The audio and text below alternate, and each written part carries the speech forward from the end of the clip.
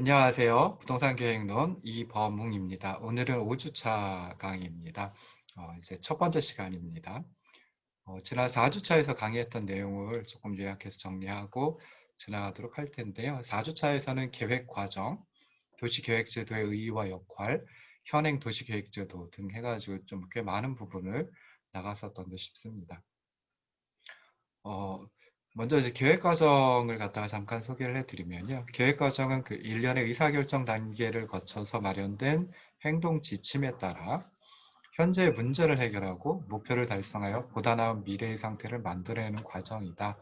뭐 이렇게 이제 해석을 할 수 있고 이렇게 정의를 할 수 있습니다. 그래서 계획 과정은 크게 이제 네 가지의 과정으로 이루어진다, 네 가지의 단계로 이루어진다라고 이제 뒤에 설명을 드릴 텐데요. 첫 번째 목표 설정, 두 번째 상황 분석 및 미래 예측, 세 번째 대안의 설정과 평가, 네 번째 집행이라고 하는 그런 과정 또는 단계를 거친다라고 생각해 볼 수 있습니다. 여기서 이제 첫 번째 목표 설정, 두 번째 상황 분석 및 미래 예측, 그리고 세 번째 대안의 설정과 평가까지를 갖다가 계획안 수립 과정이라고 하고요. 그 다음에 협의의 계획 과정이라고 얘기를 합니다. 그리고 이제 네 번째 집행까지 합치게 되면은 이제 광의의 계획 과정이다. 이렇게 이제 생각을 하시면 좋을 듯 싶습니다. 그럼 그 단계별로 하나씩 살펴보면은 먼저 목표 설정 단계에서는 일반적으로 계획은 복합적인 목표를 가집니다. 그래서 계획을 통해 얻고자 하는 목표들을 구체적으로 이제 규명을 해야 하고요. 그리고 중요도에 따라서 목표들의 순위를 결정하고, 그리고 목표들 간에 서로 상충되는 점이 있다라고 하면 좀 조절을 해야 되겠죠. 그리고 이제 계획의 목표는 좀 구체적이고 실현 가능하게 설정하는 것이 바람직하다라고 생각해 볼 수 있습니다. 그래서 대부분의 이제 목표를 갖다가 그 지수화 시켜가지고 지수를 통해 가지고 지수가 이제 어느 정도 수준에 도달하면 목표를 실현했다, 목표를 달성했다, 뭐 이렇게 이제 얘기를 하기도 합니다. 자, 두 번째 단계가 상황 분석 및 미래 예측입니다. 그래서 목표를 설정하고 난 다음에는 계획을 통해서 이제 통제 또는 변화시키고자 하는 계획 대상의 과거와 현재 상태를 분석하고, 그리고 미래 상황을 예측을 해야 합니다. 이렇게 상황 분석하고, 그러니까 과거와 현재의 상황을 분석을 하고, 그리고 미래 상황을 예측하는 거, 뭐 기본적으로 이제 정보, 자료를 가지고 어, 상황 분석과 미래 예측을 할 수밖에 없죠. 그래서 그 정보와 자료를 잘 수집하고, 그리고 과학적으로 분석하는 것이 필요하다라고 생각해 볼 수 있습니다. 자, 세 번째 단계는 대안의 설정 및 평가였죠. 그래서 계획의 목표를 달성할 수 있는 또는 달성하기 위한 대안들을 모두 찾아내고, 그리고 이렇게 찾아낸 대안들 중에서 좀 현실성이 있는 대안을 설정한다라고 생각을 해볼 수 있습니다. 그리고 대안의 평가는 이제 대안들의 예상된 효과를 미래의 관점에서 비교하는 과정인데요. 그러면 좀 일관된 평가 기준이 있어야겠죠. 그래서 일반적으로 활용되고 있는 평가 기준은 효과성입니다.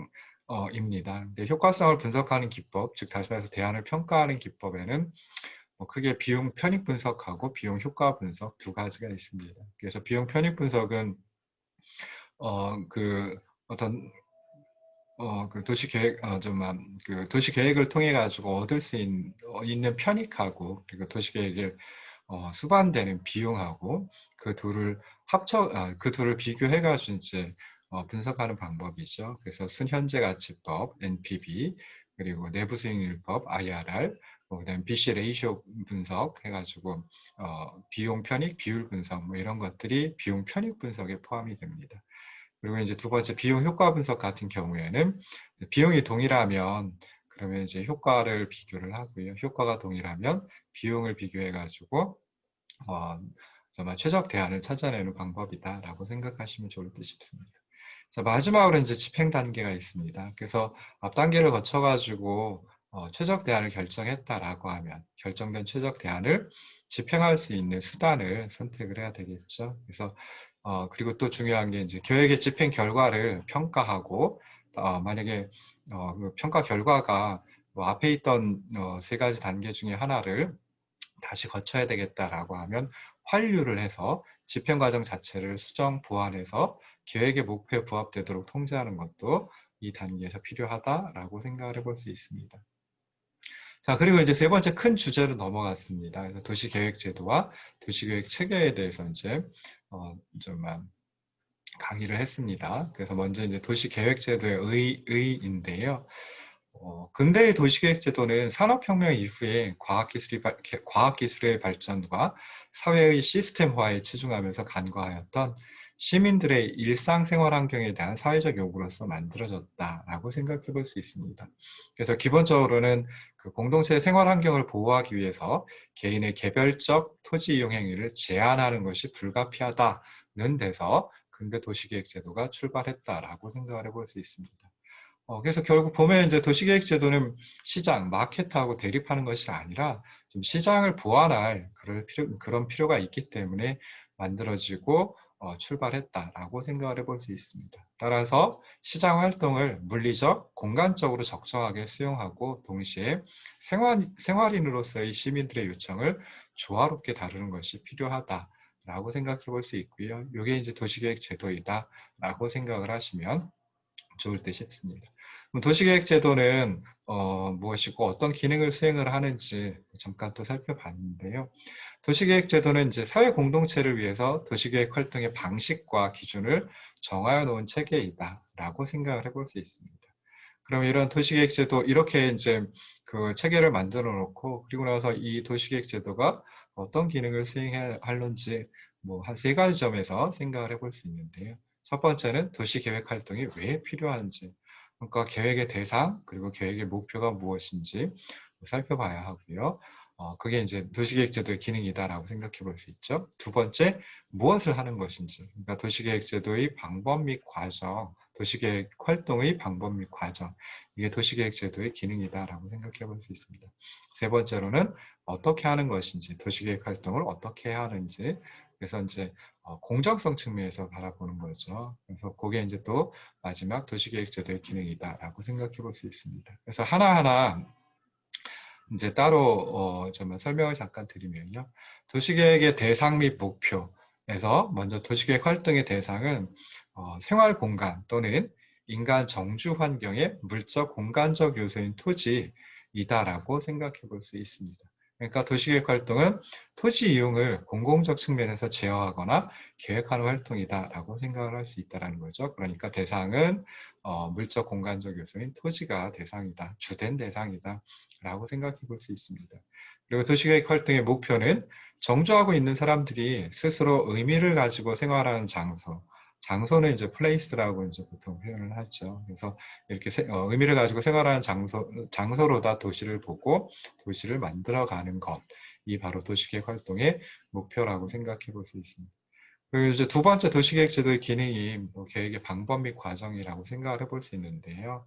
그래서 도시계획 활동이 무엇을 하는지 살펴봐야 되는데, 도시계획은 뭐 토지 이용 계획 도면이나 또는 도시 설계안, 뭐 이렇게 계획 대상에 대한 기술적 측면만 강조하는 것이 아니라 과학적인 방법을 이용해서 객관성을 확보하고 그리고 그 과정에서 합리성이 강조되는 방향으로 발전이 되고 있고요. 그 다음에 생활적 안정과 시민 참여 도시계획이 강조되고 있다라고 생각을 해볼 수 있습니다. 그래서 도시계획은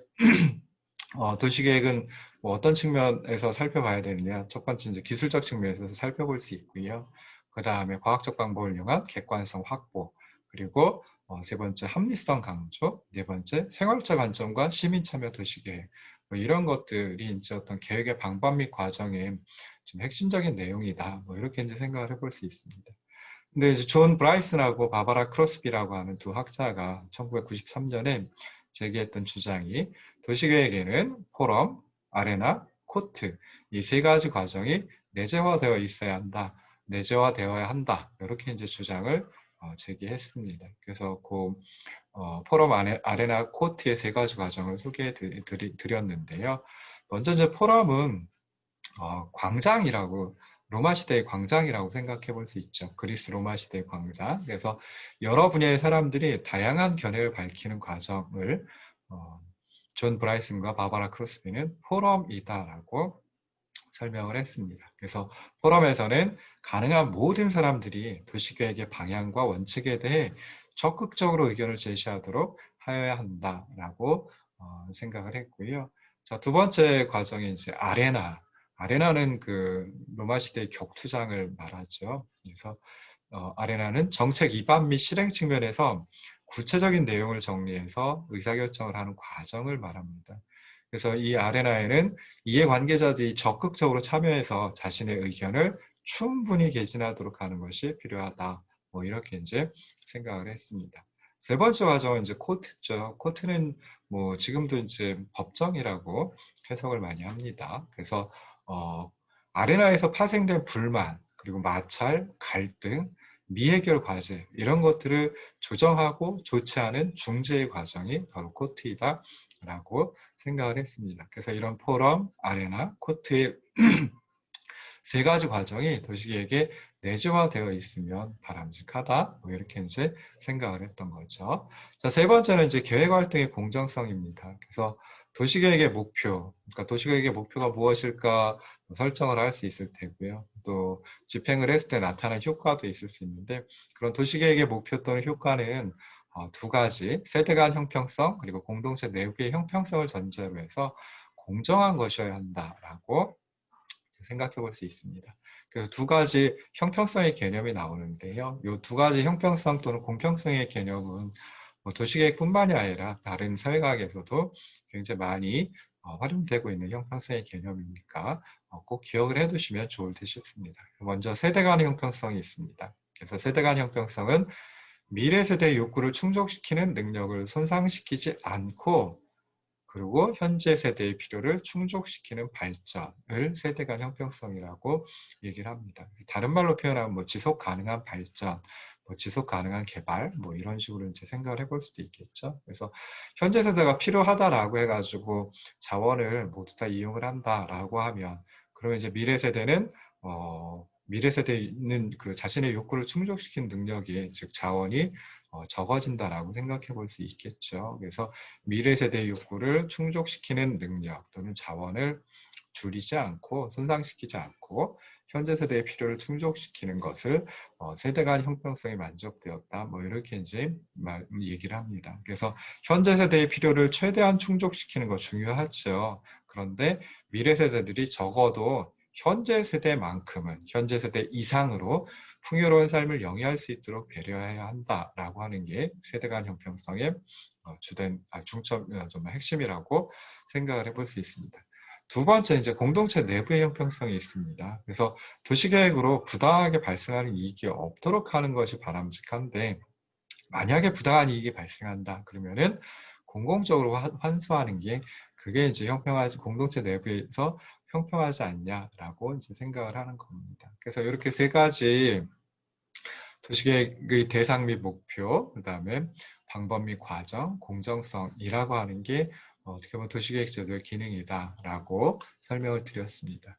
자, 그 다음에 이제 살펴봤던 게 사회 구조의 변화와 도시계획 제도의 역할 해가지고 사회 구조가 뭐 지금 현재도 뭐 계속 변화를 하고 있어요. 근데 요거는 20세기, 그러니까 1900년대 뭐 중후반 해가지고 나타났던 걸 가지고 생각을 해봅니다. 그래서 애초부터 도시계획 제도는 그 산업화, 도시화라고 하는 사회 구조의 변화와 그로부터 파생된 도시 문제를 해결하기 위한 사회 제도이다라고 생각을 해볼 수 있습니다.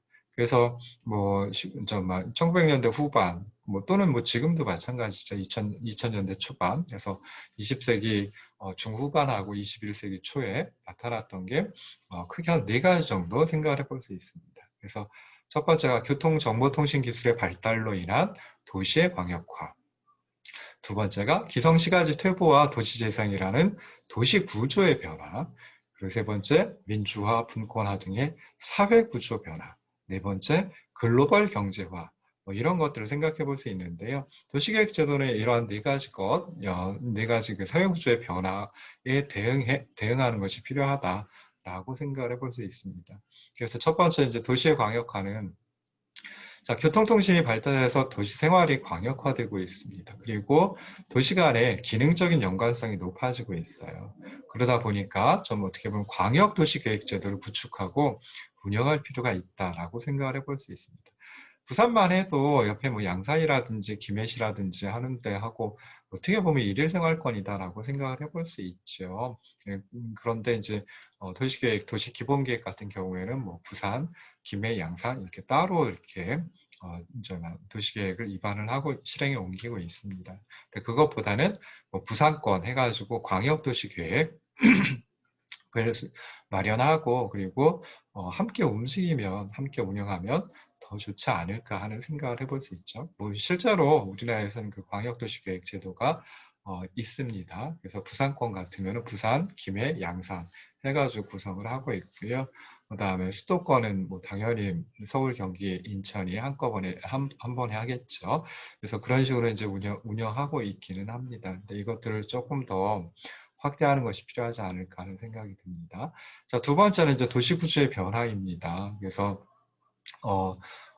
저기 막 도시의 주거 상업 기능이 교외로다가 분산이 되고요. 그러다 보니까 기존의 도심은 공동화되고, 그다음에 예전에 그 기존 시가지들 같은 좀 급조해가지고 생기는 문제점들이 있죠. 그래서 이러한 그 도시구조의 변화에 대해서 시가지 특성별로 문제점을 조사 분석하고, 그다음에 정주민들의 생활 네트워크를 토대로 정비하는 방법론의 구축이 좀 필요해졌다라고 생각을 해볼 수 있습니다. 그래서 뭐 요즘 같으면은 뭐 우리나라에서도 2000년대 초반에 그 도시재생 프로젝트가 많이 연구가 되고 그다음에 또 실행에 옮겨져서 시범 사업들이 운영이 되고 또 이게 이제 확산되고 하고 있는 추세입니다. 세 번째는 이제 사회 구조가 변화를 했습니다. 정치적인 민주화, 그 다음에 전체주의에서 개인주의 사회로의 변화, 정치 행정 구조의 분권화, 그리고 시민사회 성숙, 뭐 이런 그 사회 구조의 변화에 따라 가지고 도시계획도 시민 및 지방자치단체로부터의 어떤 상향적 계획, 그리고 중앙정부와 지방정부의 상호 협력, 정부, 시장, 시민사회가 함께 도시계획 제도를 운용하는 새로운 어떤 거버넌스 또는 협치가 요구되고 있다라고 생각해 볼 수 있습니다. 마지막으로 이제 글로벌 경제화인데요. 경제 활동이 국경을 넘어서 점차적으로 이제 세계가 하나의 경제권으로 연결이 되고 있습니다. 그러다 보니까 도시계획 제도에도 국제 경쟁력을 제고하고 또 뭐 환경 보존을 통한 지속 가능 발전 등의 측면을 포함하는 것이 필요하다라고 생각할 수 있고요. 지금 현재 우리나라의 도시계획 제도는 이러한 네 가지 어떤 사회구조의 변화에 따라 가지고 좀 그 기능이 또는 역할이 변화하고 있다. 라고 생각을 하시면 좋을 듯 싶습니다. 자, 그리고 이제 마지막으로 현행 도시계획 제도에 대해서 짤막하게 생각을 해봤었죠. 그래서 우리나라의 도시계획 제도는 어떻게 구성이 되어 있냐라고 하면은 도시군 기본계획 그리고 도시군 관리계획으로 구성이 되어 있습니다. 그래서 현행 국토계획법에서는 도시군 계획을 시군의 관할구역에 대하여 수립하는 공간 구조와 발전 방향에 대한 계획 뭐 이렇게 정의를 하고 있습니다. 그래서 도시군 기본계획, 도시군 관리계획 두 가지로 이제 도시군 계획이 구성되어 있는데요. 도시군 기본계획은 시군의 관할구역에 대하여 기본적인 공간 구조와 장기 발전 방향을 제시하는 종합 계획이다라고 정의를 하고 있습니다. 그러면서 이제 도시관리 계획 수립의 지침이 되는 계획이라고 또 법에 명시가 되어 있습니다. 그래서 계획의 기능을 하면서 동시에 사회적으로 합의하고 결정되는 법정 장기 계획이다라고 생각을 해볼 수 있습니다.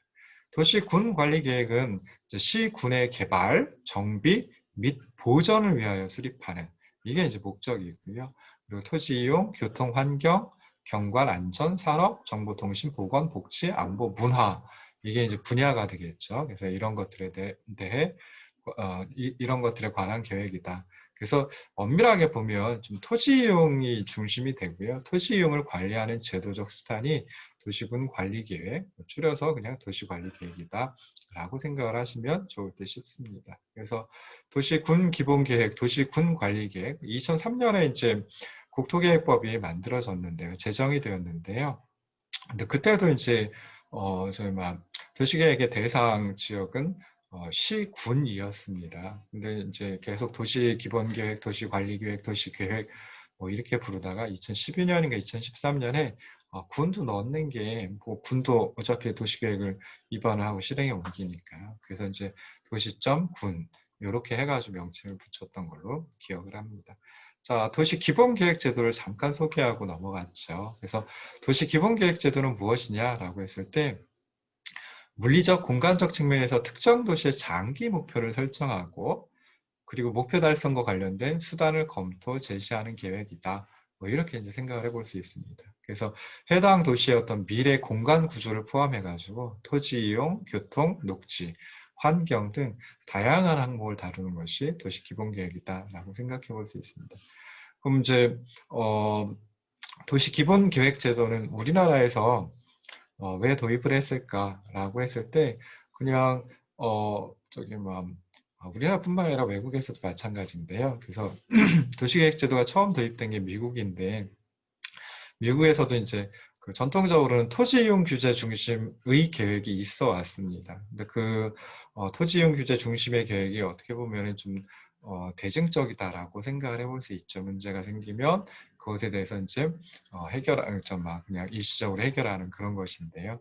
그걸 갖다 좀 목표 중심의 장기 계획으로 전환할 필요가 있다라고 해가지고 도시 기본 계획을 도입을 했다라고 생각을 해볼 수 있습니다. 그래서 도시의 미래상, 목표 이런 것들을 설정을 하고요.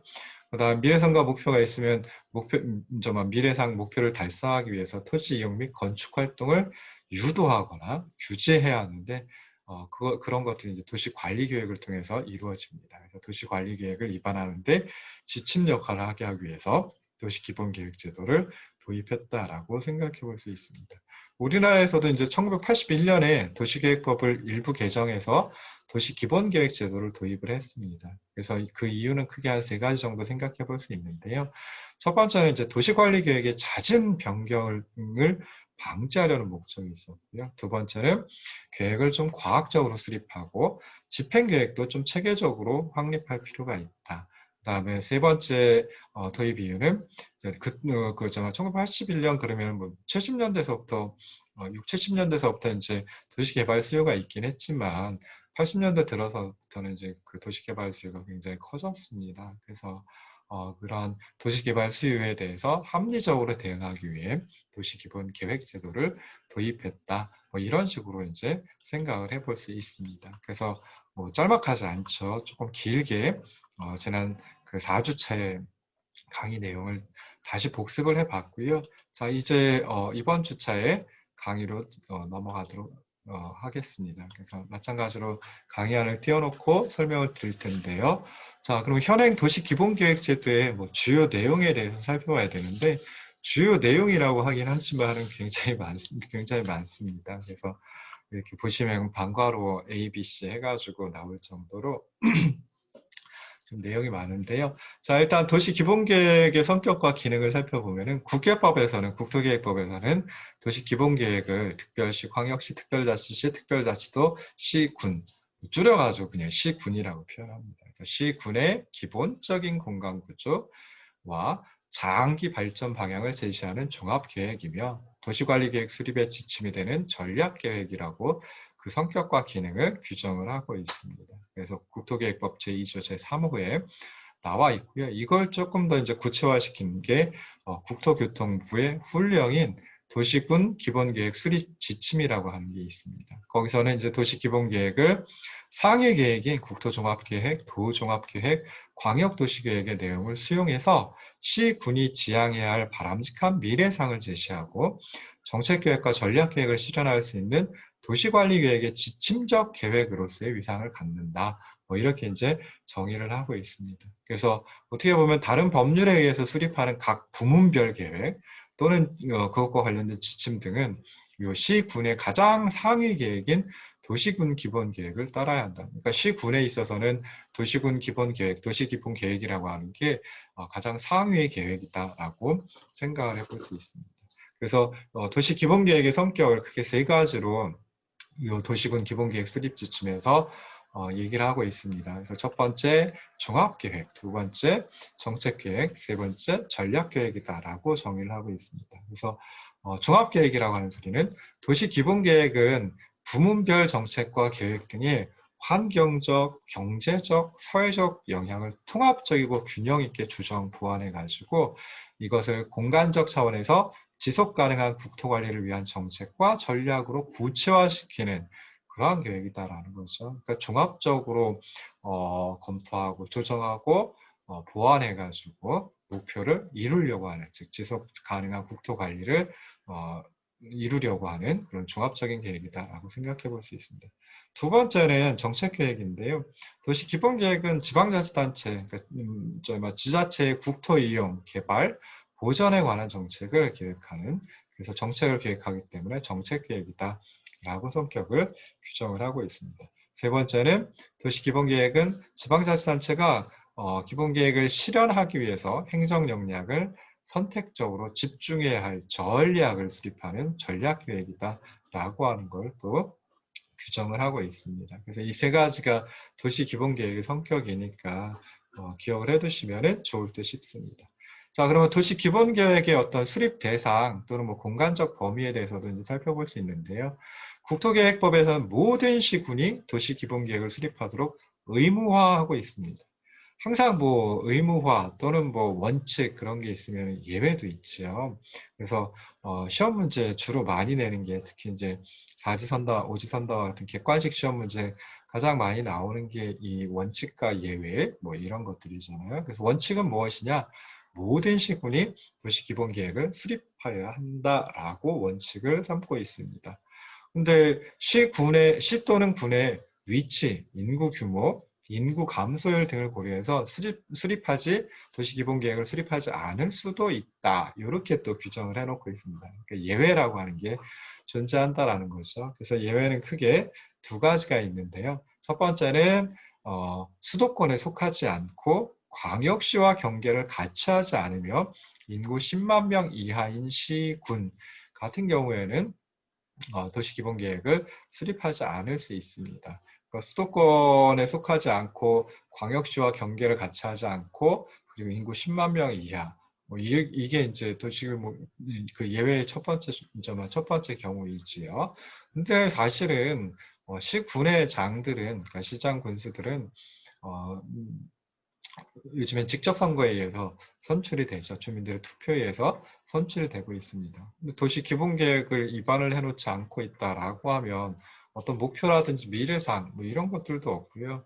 그다음에 그 목표가 있다라고 하더라도 어떻게 이루어 나갈런지 계획이 없으니까 시민들이 별로 그렇게 좋아하지 않을 겁니다. 그래서 대부분의 시군에서는 도시 기본 계획을 수립하고 있다. 그러니까 여기서처럼 이 세 가지 요건, 수도권에 속하지 않고 광역시와 경계를 같이 하지 않으며 인구 10만 명 이하인 시군에서도 대부분은 도시기본계획을 수립하고 있습니다. 그렇지만 예외의 첫 번째 경우이다라고 생각하시면 되고요.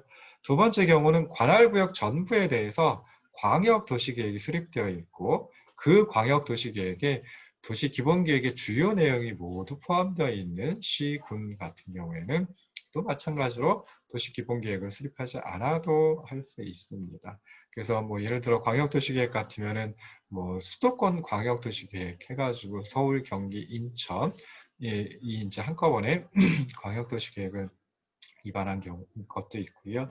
그 다음에 부산권 같으면 부산, 양산, 김해 이 세 도시가 들어가겠죠. 그리고 광주권도 있습니다. 광주권에는 광주와 그리고 이제 둘러싸고 있는 나주, 화순, 담양, 장성, 한평 이렇게 해가지고 이제 광주권 광역도시계획을 또 입안을 해놓고 있기도 합니다. 그래서 이렇게 광역도시계획이라고 하는 것은 광역계획권, 그러니까 인접한 둘 이상의 시군의 관할구역 전부 또는 일부의 장기발전 방향을 제시하는 계획이다. 그래서 어떻게 보면 도시기본계획하고 굉장히 그 구성은 비슷하다라고 생각을 해볼 수 있어요. 그렇긴 하지만 도시기본계획의 수립 대상보다는 조금 더 넓은 그런 대상을 그런 둘 이상의 시군 관할구역 전부 또는 일부를 대상으로 하고 있다라고 생각을 하시면 좋을 듯 싶습니다.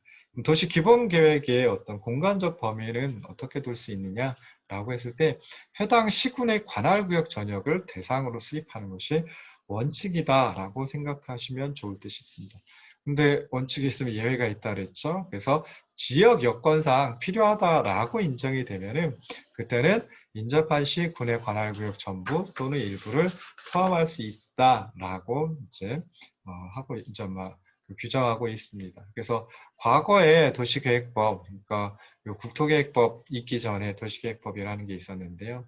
그 도시계획법에서는 도시 지역만을 공간적 범위로 한정을 했습니다. 그러니까 또 도시지역 그러면은 일반 특별식, 광역식, 그리고 일반식, 그리고 군 중에 이제 읍인데 군에는 뭐 읍도 있고 면도 있고 그러니까 대부분 군에서는 이제 도시 기본 계획을 입안을 하지 않았었거든요. 근데 이게 2003년에 제정되고 시행된 국토계획법에서는 시, 군 전역을 대상으로 하고 있습니다. 그래서 군 지역도 포함이 되었다. 군 지역도 이제 대상 지역으로 공간적 범위로 포함이 되었다라고 생각을 하시면 좋을 듯 싶어요. 그래서 결국 예전에는 행정구역 내에 있는 비도시 지역을 계획에서 했었는데, 근데 2000년대 들어가지고 또는 1990년대 말에 그 도농통합시 같은 것들이 많이 만들어졌거든요. 그래서 그런 것들을 고려해서 이제 시, 군까지, 그 비도시 지역까지 공간 계획이 가능해질 수 있도록 시, 군 전역을 대상으로 하고 있다. 그래서 도농통합시 같으면은 이제 그 일반 시인데요. 거기에 당연히 저기 그 동이 있겠죠. 일반 시니까 동이 있겠죠. 그리고 또 뭐가 있냐면 면도 있습니다. 그래서 시 관할에 동하고 면이 함께 있어요. 면 지역은 비도시 지역이니까 시 전체적으로 일반 시 전체적으로 해가지고 도시계획을 위반하지 못하는 게 예전 논리였겠죠. 근데 요즘에는 그런 것들을 도농통합 등을 고려해가지고 일반시 그리고 군까지도 공간계획이 가능해지도록 도시기본계획이 가능해지도록 만들었다라고 생각을 하시면 좋을 듯 싶습니다. 자, 잠깐 쉬었다가 도시기본계획의 내용서부터 다시 시작을 하도록 하겠습니다. 그래서 여러분들도 조금만 쉬고 다시 오시면 좋을 듯 싶습니다.